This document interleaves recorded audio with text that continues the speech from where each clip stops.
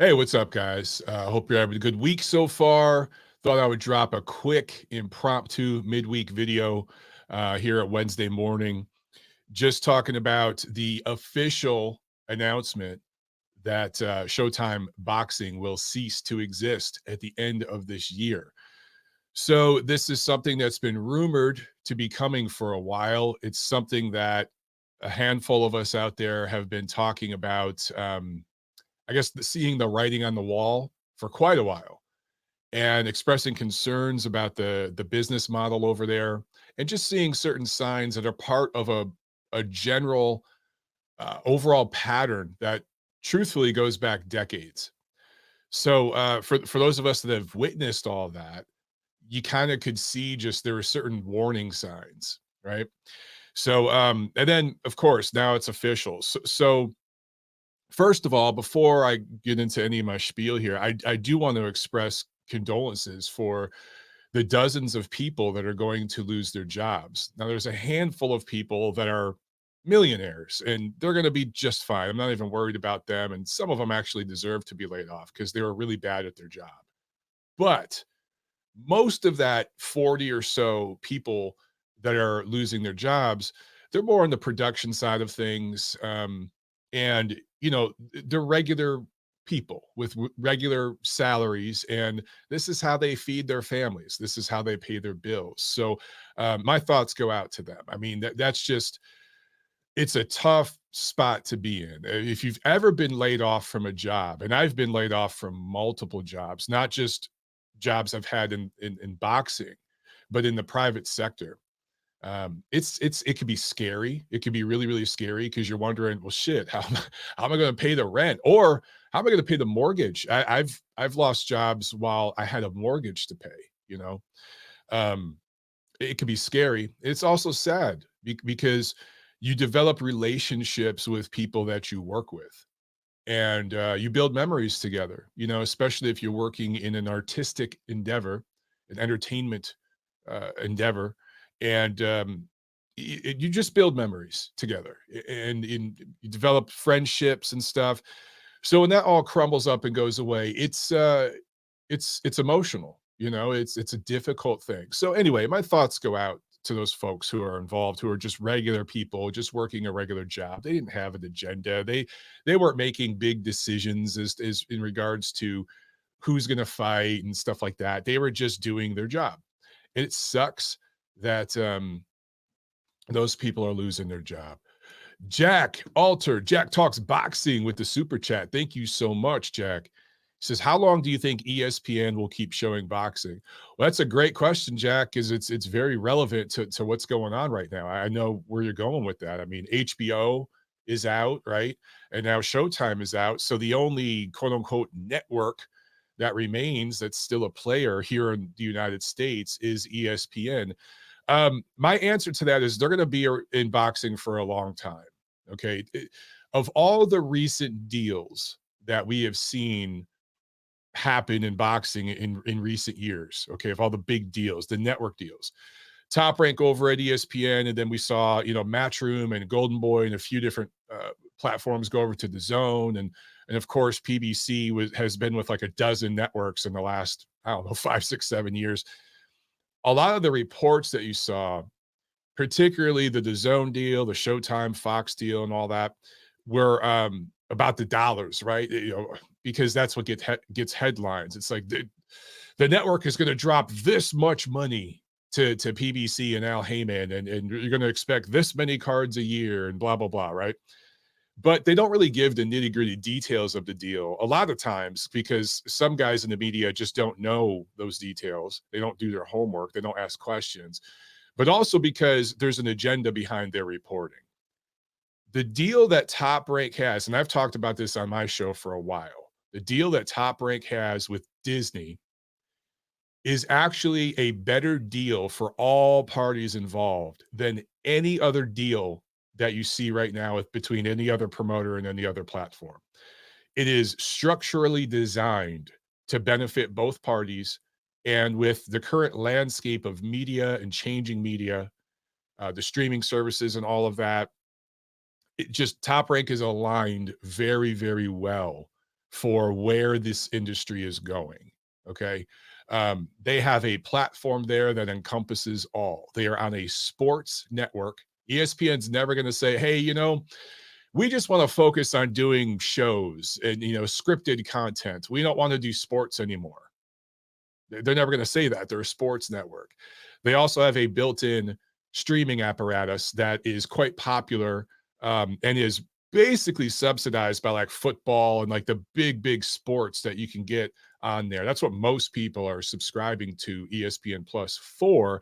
But that subsidizes the tiny little sport of boxing. And you guys got to remember this.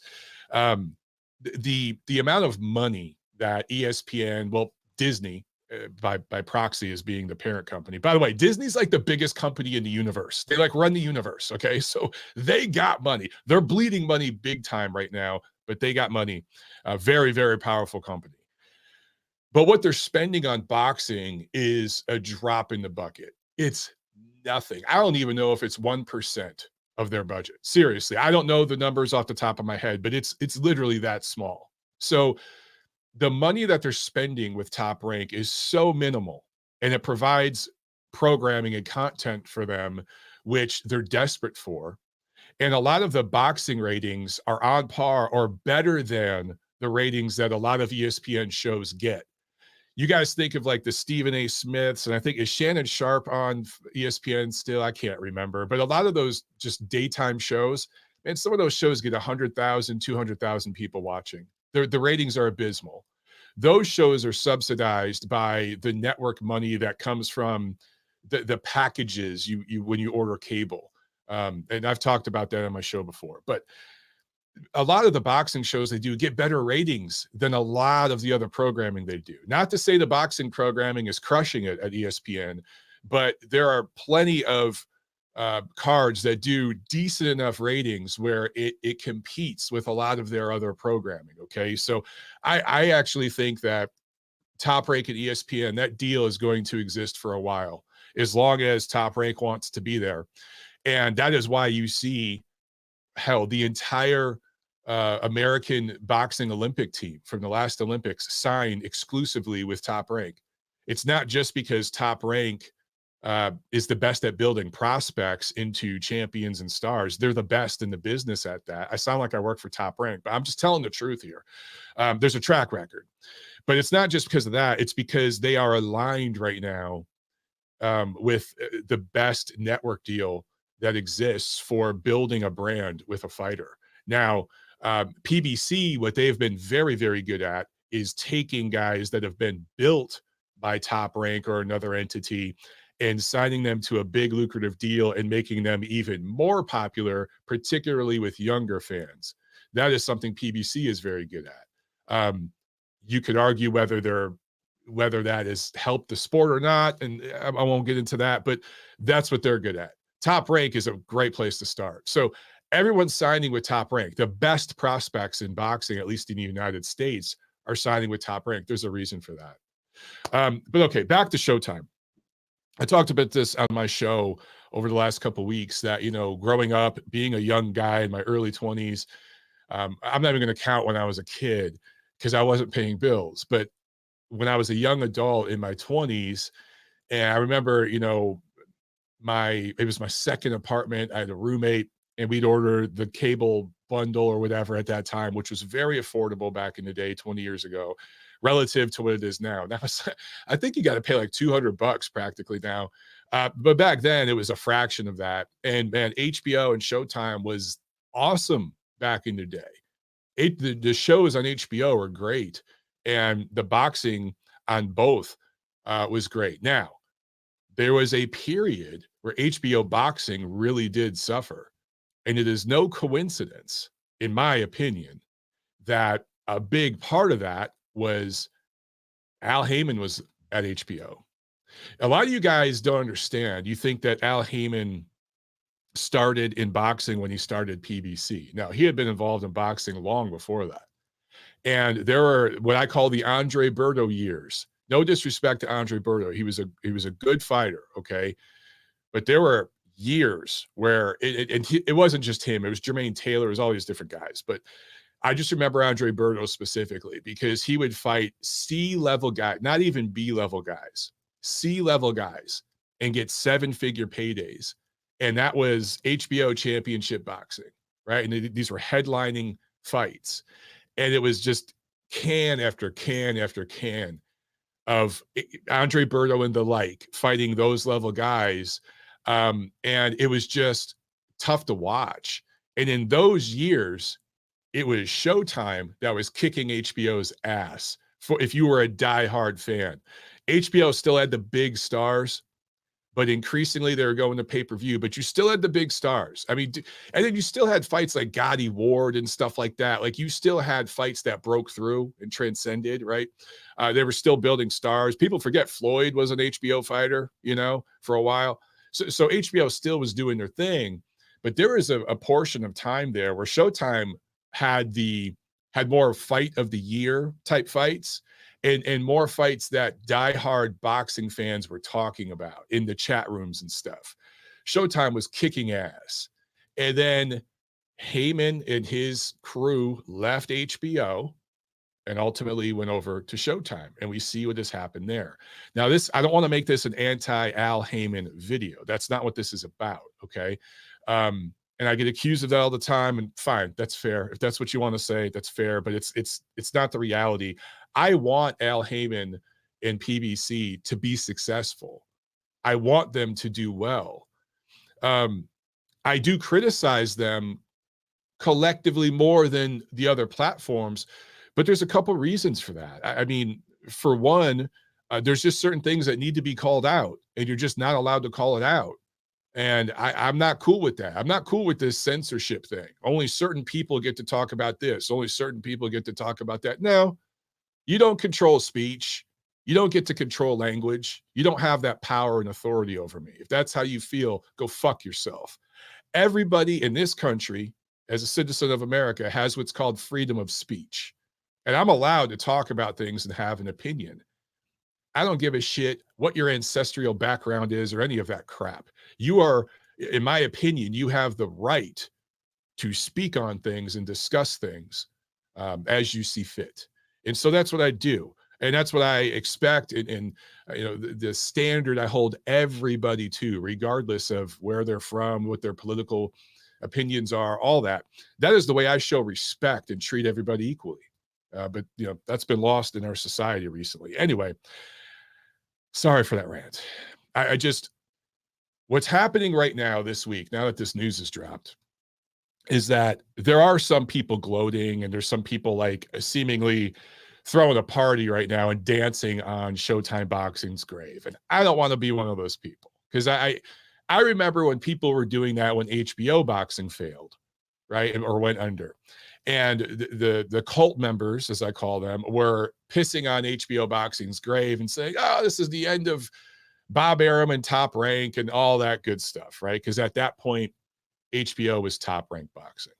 And, you know, two wrongs don't make a right. But what I will say, and I've talked about this in recent weeks, there is a certain feeling of vindication because the difference is when you criticize Top Rank or Matchroom here in the United States, at least, I've heard it can get brutal if you criticize Matchroom in the UK. But if you criticize Matchroom here, DAZN, ESPN, Top Rank, as I have a bunch, if you listen to my show, you don't get attacked. They don't sick dogs on you. They don't, you know, have little ninjas, little troll ninjas pounce on you on Twitter or X or whatever the hell it's called now. That is not the case, though, with this particular platform over on Showtime. And the reason why I think a lot of people are having a little fun gloating and trolling right now, and I think it's justifiable, is because there are certain bad actors over there on that platform that publicly have shamed people, bullied people, used their power and their privilege to bully people. That is the literal term of oppression. They've literally held, and I'm not saying like oppression's the wrong word. Marginalize, silence, censor. Okay. They have used certain tools because of their power to do that to people who were simply asking questions and bringing up concerns. And they were dicks about it. They were really, really shitty people about it. Obviously, I'm talking about Steven Espinoza, for one, who deserves to be unemployed right now. He presided over a shit product for years and lied to the public to continue to manipulate a lot of the very same people he claims to be fighting for and he virtue signals for publicly. Leonard Ellerby, who I actually like and I think is a good guy and a really smart guy, I'm going to put him in this group though too, because he also lied to the public, and there's several others. Okay, I'm also going to include a lot of the media members here. Remember earlier this year, guys, when certain writers who write for a certain website that is owned by a same certain parent company related to this platform, we're telling everybody this is the best year in boxing in 20 years, 30 years, 50 years, maybe ever. This is the best year in boxing we've seen. Look at all these super fights we're getting. Plant is fighting Benavidez, super fight. Davis is fighting Garcia, super fight. And I'd be like, is it really a super fight? Plant Benavidez should have happened 3 years ago when both of them had titles and they hadn't lost. Benavidez hasn't lost, but he lost his title outside of the ring multiple times. And then as far as Davis Garcia, I get that they're very, very popular, but they're very, very unproven, especially Garcia. Oh, you're just a hater. These guys are superstars. They're superstars. That makes it a super fight, right? And so there would be this infighting and this, again, attacking if you criticize. I criticize the Davis Garcia fight as being this, compared to Hagler Hearns or like Leonard and Hearns, like it was being compared to those kinds of fights, or even like Lewis Tyson and stuff like that. And I'm like, are you freaking kidding me? Are you kidding me? I got criticized for just making the point that this is two very unproven guys stepping up for the first time in their career. Anyway, those guys that were telling you this is the best year ever, oh my God, look at all these fights, they knew this was coming because they work together, they hang out together, they do drugs together. Okay, a lot of them, they gamble together. I heard things. I know things. Anyway, these guys knew this was coming, okay, and continued to kick the can down the road when they were asked what's going on with Showtime Boxing. Is Showtime Boxing sticking around? We're hearing rumors. We're hearing, oh, no, we're good. Best year ever. How can we be going away? Best year ever. So those of us who understand the way the business works, is it any coincidence? And I want to give a shout out to T Street Controversy, Terrell Van, who put out a video yesterday I was checking out. He made some great points. He brought up some things that I haven't heard anyone else bring up, at least not in a while. I've talked about it on my show, but anyway, he talked about the fact that everyone was talking about how Showtime is kicking ass this year. Showtime's schedule just kicks ass, right? It's all on pay-per-view. Everything's on pay-per-view. Every single fight. Showtime Boxing has been dog shit. In fact, I'm going to make a statement here that may sound controversial at first, but if you think about it, it's not. DAZN, regular DAZN, has had a better year than regular Showtime in 2023. Don't believe me? Go back and look at the schedule of fights. I'm not talking about pay-per-view. I'm talking about regular DAZN, regular Showtime. DAZN's had a better year than Showtime, and DAZN's had an abysmal year. I've been beating the shit out of them all year. They've still had a better year than Showtime. Now, Showtime pay-per-view has slaughtered DAZN pay-per-view. Okay. But why are all those fights going to pay-per-view? Why are they suddenly, after years of having their guys avoid everybody, finally, we get the Spence Crawford fight. Finally, we see some of these guys step up. Benavidez and Plant fight each other. Again, a fight that should have happened years ago. Why do we see that? Why do we see them sign Crawford to fight Spence, but then also do a 3-fight deal with Canelo? Even though they really don't have anybody for him to fight, that makes a whole lot of sense. Well, I guess Benavidez does after he beats Andre, but why do that deal now if Showtime Boxing's going away and you knew it was going away? Why keep it quiet that Showtime's going away and do these lucrative deals with the likes of Canelo? Because they're trying to beef up the profile before they shop the platform around. Simple business. Now, Al Haymon, when he goes to whatever network and he's shopping his platform around, he say, man, we got Canelo. He's the biggest star in the sport. You're not just getting an ancient Keith Thurman and all these guys. Man, we got Canelo Alvarez. He's the biggest star in the sport. He's the money man. We got 2 more fights with him. We could have him fight whoever the hell we want. And you're going to get that if you sign PBC. You're going to get Canelo Alvarez. Right? That's all strategic. It's all strategic. It's all just a strategy to be. And again, I can go back and give you guys examples of when there's the mass exodus from HBO, the mass exodus from Golden Boy. Al Haymon has pulled this move multiple times over his decades in the sport. It is part of a big, undeniable pattern. This snatch and grab kind of thing has happened now multiple times. And people think about when he was on HBO and then on Showtime, they forget at one point, PBC, when they launched PBC, okay, PBC had to deal with ESPN. A lot of you guys forget that. They were doing PBC on ESPN for a while. They had fights on CBS. I think they had some on NBC, even ABC. We know they were on Fox, right? There was the Fox Sports series, I think FS1. And then they were on Spike TV for a while.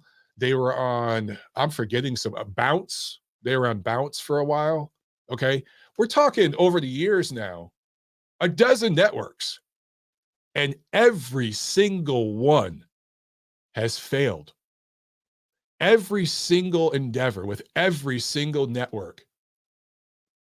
When the contract was up, the network said, yeah, no thanks. Every single time. I mean, there's just a pattern there. Now, some of you will say, well, Top Rank was at HBO, and then they left and went to ESPN. Yeah, because HBO boxing ended. They had to go somewhere. It's not that they, screwed HBO over and ran it into the ground and then ran over to ESPN and just took a boatload of money. No, it was a strategic thing because HBO boxing was ending. So it's a little bit different. Okay. It's not part of this grand, massive pattern that we've seen. So again, not trying to trash PBC here. What I'm trying to do is bring up the fact that the platform has a certain model that has a track record of not working. Now, the cult will tell you, man, not working? It's worked great. Look at all the money we've made. That's what they'll tell you. Even Steven Espinoza. Well, the week of Canelo versus Charlo, what was he talking about in the press conferences? He was talking about the big fights they've done this year, the live gates, 3 $20 million gates, as if Showtime gets any of the ticket sales money. But he was talking about, just the pay-per-views and the money. It's always the money. It's never the fans. It's never how many people are watching. How many new subscribers do we have, right? How many tickets outside of Las Vegas are we selling? It's never that. It's always money. So when you go to the cult and you talk about, man, HBO, Spike, Bounce, Fox, ABC, CBS, what the hell? NBC, now Showtime, Fox is out. They'll say, well, there wasn't a failure, dog. Haymon went over there, made a ton of money, took those chumps' money, and then he ran over to another place to get more money. He's playing chess. Everyone else is playing checkers. Okay, if you're a fan of Al Haymon getting slightly richer, and guys like Steven Espinoza getting slightly richer, and a handful of fighters getting slightly richer, if that's what you're a fan of, PBC is running this shit. The only other platform that comes close in that regard is Eddie Hearn and Matchroom, what he's been able to pull off on DAZN. Okay, cool. But if you're a fan of boxing, the sport of boxing, fighters, fights, boxing, fighters from every part of the world, of every race, creed, nationality, religion. Yeah. Remember that? Those people, fans of boxing. Then I don't see how you can look at this track record and be excited for the future. Look, if PBC right now were to sign with, let's say, ESPN, and believe me, Disney, again, Disney owns the universe. They have the money. It's a drop in the bucket. What they would spend bringing PBC over, drop in the bucket. Compared to what they spend on like college football, the NFL, come on, it's not even close. Not even close. Not in the same stratosphere. They could afford to bring PBC over. If PBC went over to ESPN right now and did a deal where they said, okay, once a quarter, we're going to do a crossover fight with Top Rank. The rest of the quarter, we're going to keep it in-house. So you're going to get 4 shows a year where it's PBC versus Top Rank guys.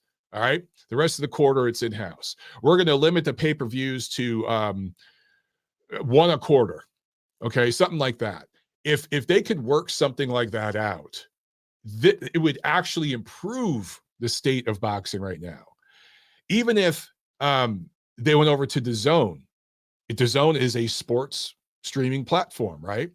So it makes sense to go there. That's all they do is sports, just like ESPN. All they do is sports. So that's where it makes sense to go in this new universe of media that we're dealing with. Again, same deal. If they went over there and said, we're going to fight Matchroom guys this many times a year, Golden Boy guys, we're going to do these crossover promotions. We're going to have our guys travel to the UK and fight Matchroom guys over in the UK, right? And they announced this kind of deal, again, limiting the pay-per-views, guaranteed there's no more than 1 a quarter, something like that. It would be a real plus, and it'd be something to build the sport. It would actually be a move that would build boxing. It would be something that would improve what we have right now. But we all know that's probably not what's going to happen. I'd love to be proven wrong. Believe me, I'd love to be proven wrong. But in this particular instance, I'm looking at the overall pattern that we have seen. And the fact that this was just formally announced tells me that there's a deal wrapping up already. Because the way these guys play, if they didn't have a deal lined up, they wouldn't have announced this shit. They still have fights, I think, through December. So the fact that they've announced this here in October, 2 months ahead of that, tells me that there's something lined up. And that legally, contract-wise, they had to get this out there to move forward with those negotiations. If you just look at the way this business is done, doesn't make sense why you'd announce now if you don't have anything in the works. Just doesn't make sense. So it tells me that there's something that's going to be announced. I don't know if it's going to be announced like right now this month, but it's going to come in the coming months. It's going to come pretty soon. Definitely, I would say by the end of the year, you should expect to hear an announcement. They're very, very likely going to go to a different platform. That's not DAZN, that's not ESPN Plus or ESPN. They're not going to go to those 2 entities. Why? Because they want to maximize the dollars. If you go to ESPN, you go to DAZN, you have to share the money. And you don't get to keep everything in-house. If you go to Amazon Prime, you control everything. You can keep everything in-house, and you get to maximize the dollars, which is what it's always been about, right? And I'm not trying to be naive. It's about the dollars for everybody. This is capitalism. This is, people are in this business to make money. I get it, okay? But again, I'll use Top Rank as an example. The way that their deal is lined up is they own the rights to their fights. So they can shop their fights to all the foreign markets, the non-American markets, and they keep that money. Disney ain't getting any of that. So that's why it's no coincidence. You do see Top Rank signing a ton of American fighters, of course, all the prospects.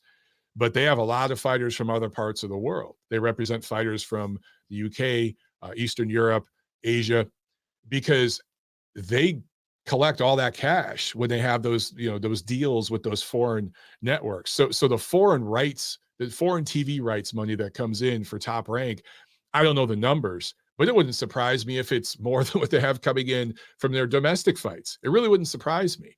At least it's probably close. Anyway, man, their deal is lined up where they're going to continue doing well. And a big part of that is because they pay their guys what they're worth. They look at the market value domestically and globally. They do the numbers and they say, listen, dude, this is where you're at. This is what we're going to pay you. They structure their deals that way. Now, does it work this way every single time? No. Are there situations where they lose money? Yes. They lost a ton of money on Terrence Crawford fights. And that's why you'd hear Bob Arum talking about Terrence Crawford a certain way. And I disagreed with Bob Arum's handling of Terrence Crawford at times. I really, really do. But Bob isn't used to losing money on fighters. And so when he starts losing money on guys, particularly a fighter that's as good as Terrence Crawford, he gets frustrated and voices his opinion and everything else. And he has a loose tongue. He's at the age where he doesn't give a fuck, and he lets it rip a little too much sometimes. I get it. But they don't overpay guys over there. So while what Top Rank does is very cookie cutter, and it almost feels kind of old fashioned in a lot of ways, and maybe you like that, maybe you don't. I don't think what they do is as dynamic as what Matchroom does, as what PBC does in regards to their branding and marketing, particularly, again, to young fans. I think Top Rank does a poor job of that at times. But what Top Rank seems to understand is, if you just look at the way they run their business, they seem to understand where boxing is. Keep in mind, they've been in this business for half a century. So they've seen the peaks and valleys, and we're definitely in a valley. And they know where they stand, and they treat it like, hey, we know this is a niche sport. It has passionate fans. This sport is awesome when we get it right. Every now and then an event breaks through here in America, but for the most part, we are an underground niche sport. And there's about 1 million people in America that really give a shit about boxing, and that's about it. We're going to market to them. The casual fans are important. We're going to talk about Tyson Fury being lineal this and lineal that. We're going to play up Edgar Berlanga's knockout streak to try to get people interested. They do that game too. They don't do it very well. They actually do pretty poorly. Again, PBC and Matchroom, I think, do a way better job of that. But what Top Rank does better than anybody is they focus on just providing content to the diehards. Remember during the COVID lockdowns, who was the first platform to come back? Right? Top Rank had their bubble series before anybody else. They led the industry in that. And were they putting on high level, elite level matchups? No, but they were keeping their dudes busy. They also understood that they had a huge opportunity in the market because there was no counter programming at the time. So what did they do? They got their prospects in the ring. And yeah, the prospects were fighting prospect level opposition. You're fighting novice guys. You're fighting journeymen, right? You're fighting cans, as they say. Yes, but they're getting exposure at a time where no other fighters are getting any exposure.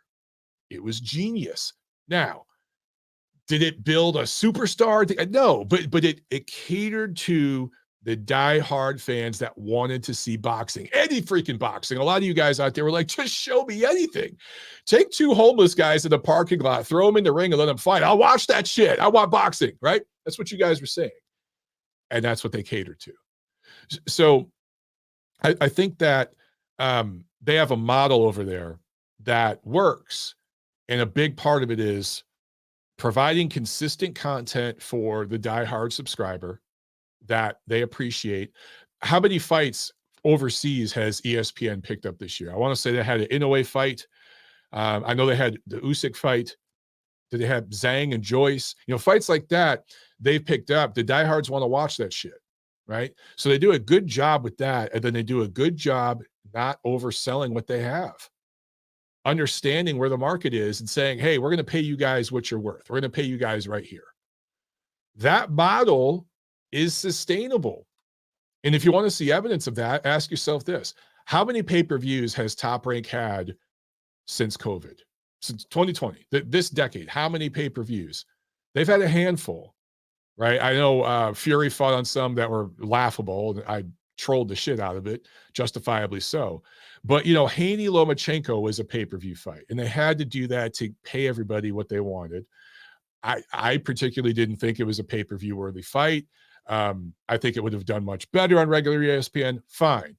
But they have done a few pay-per-views, but nowhere near what's been going on that other platform.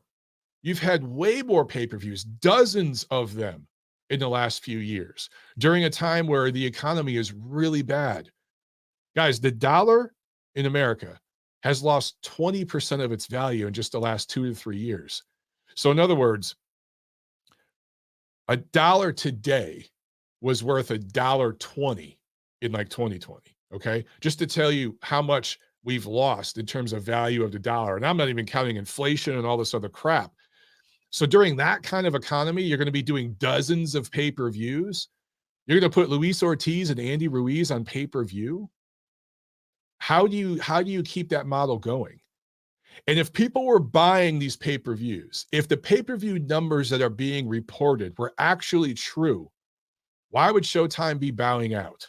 I understand that Showtime is in the business of, now they want to just do scripted content. They just want to do their original programming, their shows, which, by the way, nobody freaking watches. There's a handful of them that do well, but nobody watches most of the shit. So that network is going to fail ultimately unless they change something. But I understand that's the direction they want to go.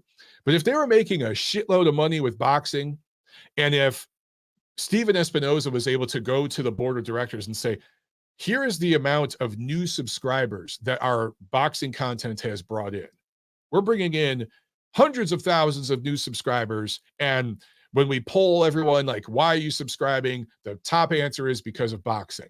We've got to keep this product here, guys. We're making millions and millions of dollars a year, and it's growing.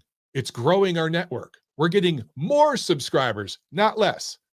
If he was able to go and sell them that, of course they'd stay in boxing. Are you kidding me?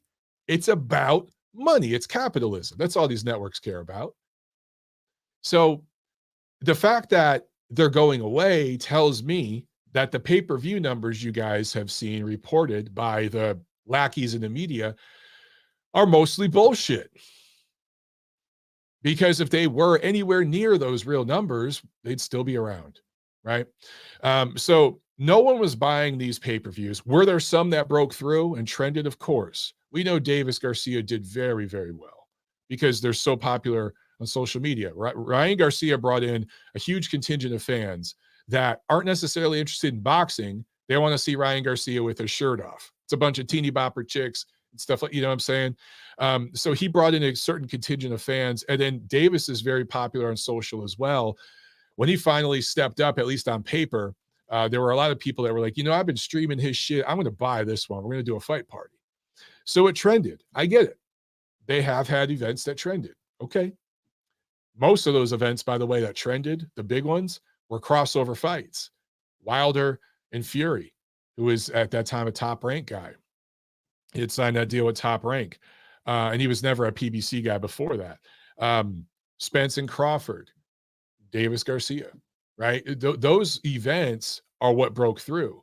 There were very, very few and far between until this year. Why did they start happening this year? More than any other year in PBC history. Why? Because they knew that the contract was up at the end of this year, and they had to beef up the financials of the platform to shop it around.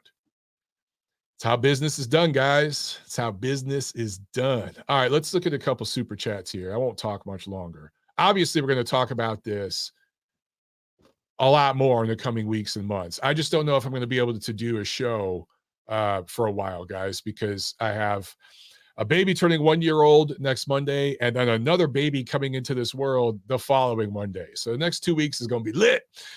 Gregory Allen with the super chat. Thank you so much, Gregory. Holy shit, look at your abs, dude. I feel fat. Look, you just made me feel fat, bro. Thank you. I appreciate it.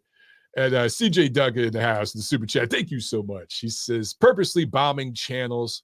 Ooh, RIP Showtime. Hey, you know, that might be the new moniker, man, because CJ, look, the pattern is the guys at the platform are getting paid, and then they're bouncing out to the new. You're on to something there. You're on to something there. Sarah with the super chat. Thank you so much, Sarah. She says, Richard Torres Jr. is getting up there with Top Rank. He is progressing nicely. His team is amazing.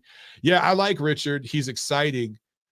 Top Rank knows how to match him at this point in his career. My only concern for him, Sarah, is that he's undersized.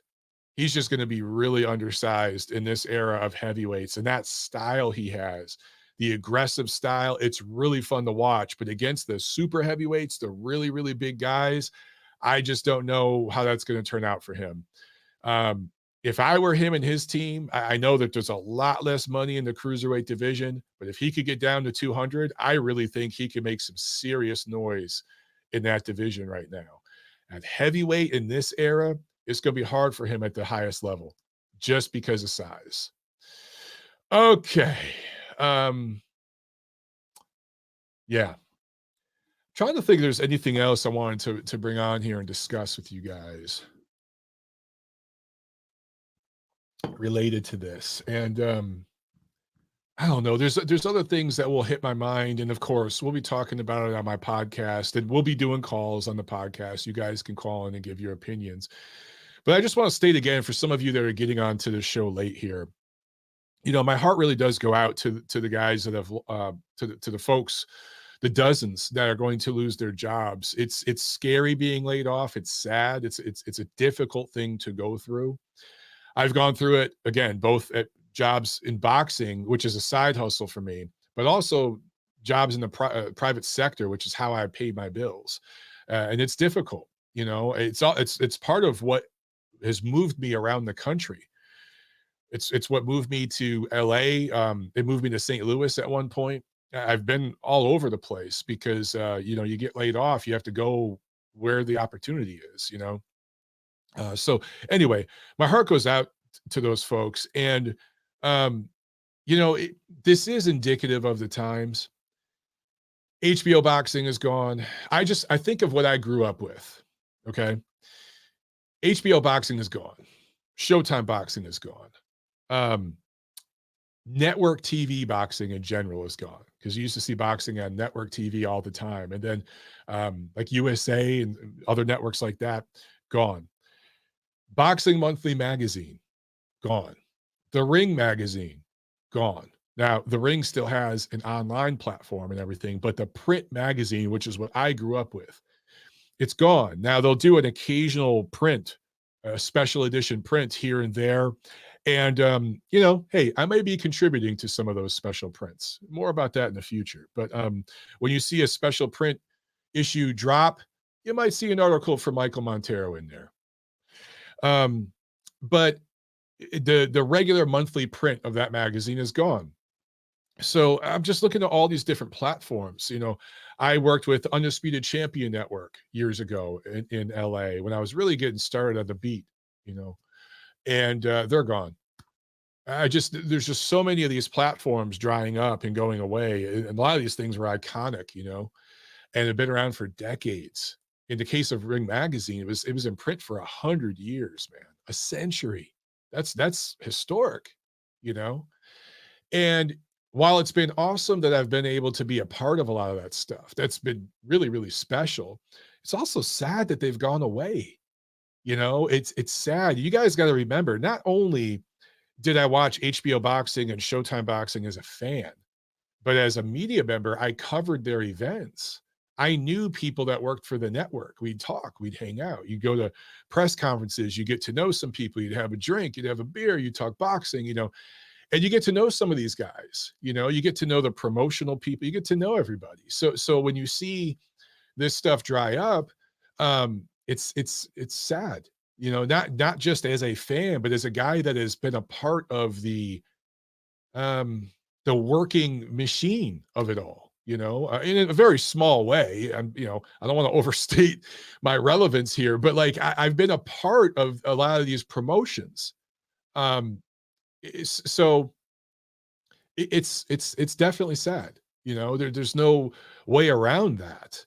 um but at the same time, with this particular platform and the people that were running it, some of them are just bad actors, and them being out right now is actually a net positive for the sport of boxing. Boxing just got a little jolt from that. Someone like Steven Espinoza being out, that's good. That's actually good. And listen, if you're one of the people that feels bad for Steven losing his job, relax. He's going to be just fine. He's going to get another network job within 3 seconds.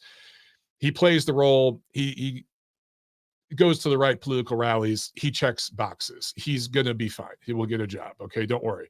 But he hasn't particularly been very good at running the show over there. If you look at where Showtime Boxing started when he took over to where it is now, yeah, he wasn't necessarily great at his job. And so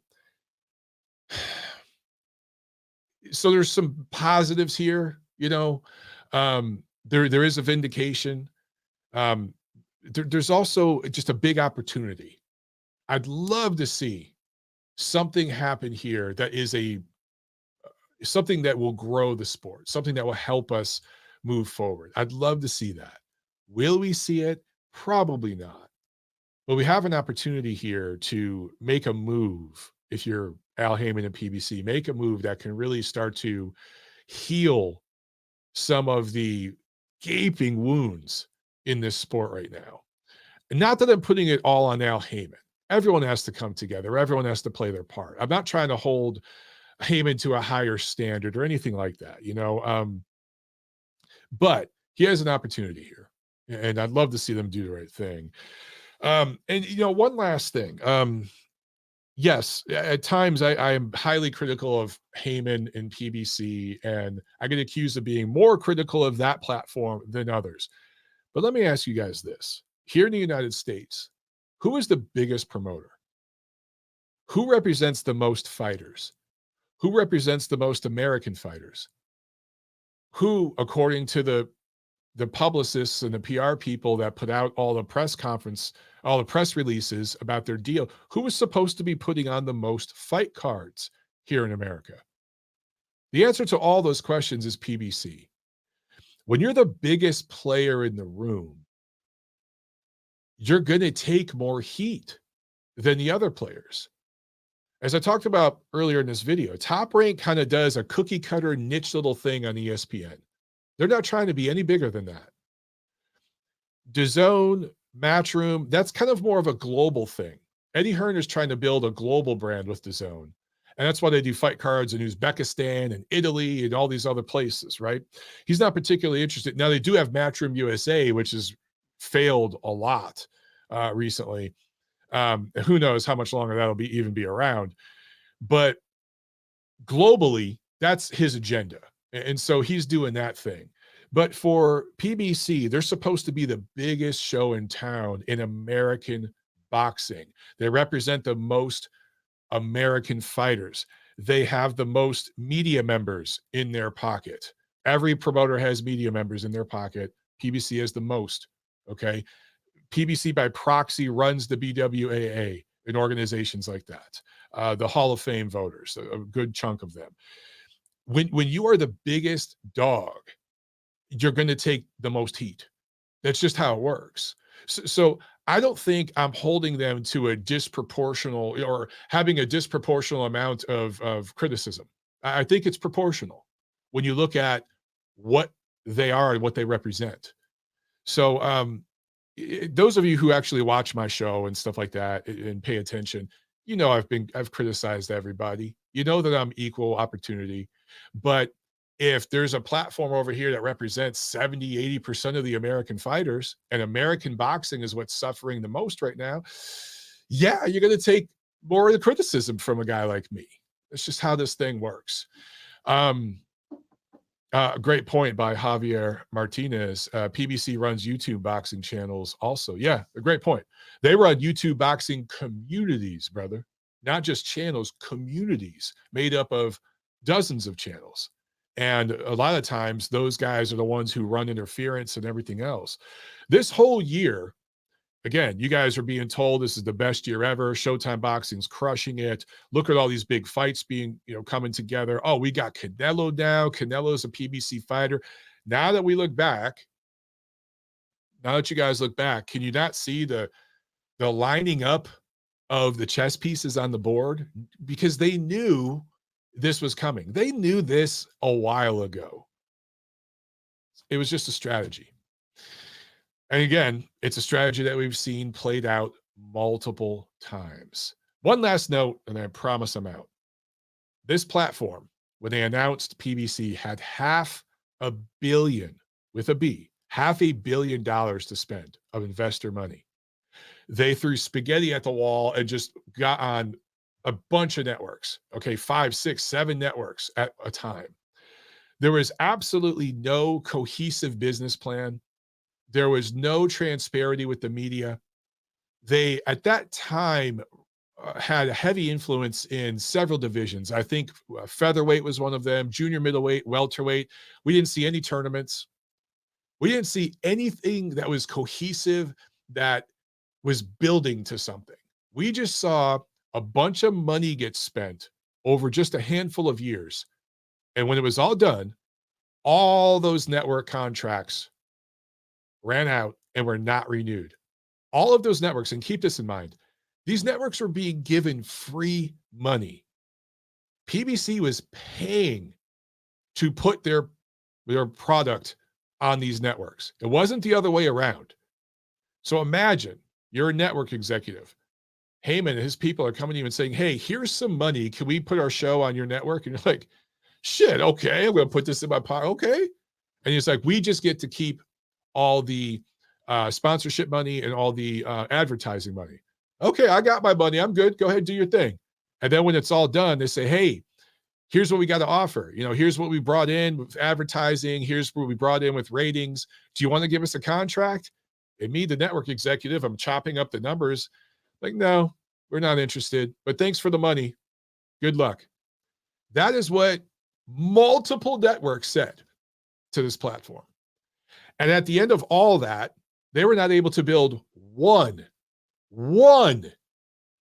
bankable, marketable, crossover superstar. Not one. $500 million.